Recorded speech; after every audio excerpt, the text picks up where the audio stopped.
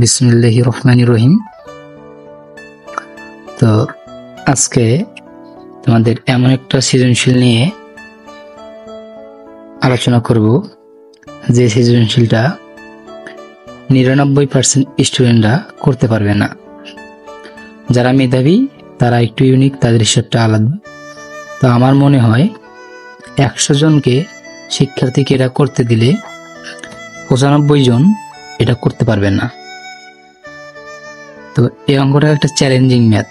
তো তোমরা যদি তোমাদের ক্লাসে বা কোনো বন্ধুকে অঙ্ক দিয়ে আটকাতে চাও বা খুব কাউকে বা কোনো টিচারকে জাস্টিফাই করতে চাও বা তোমার যে কোনো কাউকে বা যা টেস্ট করতে চাও যে আসলে সে ম্যাথে কীরকম, সে পারবে কিনা, বরং তুমি চ্যালেঞ্জও করতে পারো এই অঙ্কটা নিয়ে।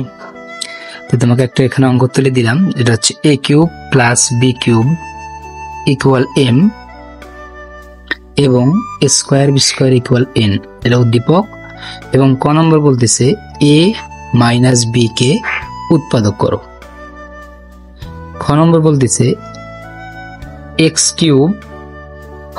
Cube minus y cube equal 513 এবং xy ইকুয়াল 54 হলে x মাইনাস y ইকুয়াল কত।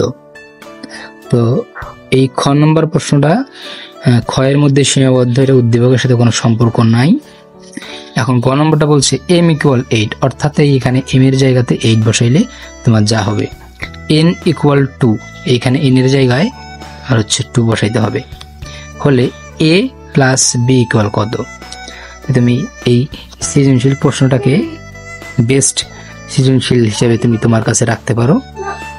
তো হচ্ছে তোমরা যে কোনো বন্ধুকে বা যে কোনো কাউকে এই অঙ্কটা দিয়ে টেস্ট করতে পারো সে আসলে বীজগণিতে কীরকম এক্সপিরিয়েন্স রাখে বা কীরকম তার ধারণা আছে। তো এই অঙ্কটা নিয়ে তুমি নোট করে রাখতে পারো বা তোমার ডায়েরিতে তুলে রাখতে পারো।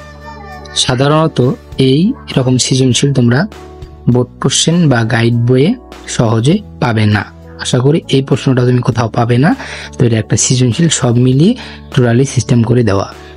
তো আশা করি অঙ্কটার যদি তোমরা সলভ চাও আমি সলভ দিব ইনশাল্লাহ। তোমরা খাতায় তুলে রাখতে পারো অঙ্কটা।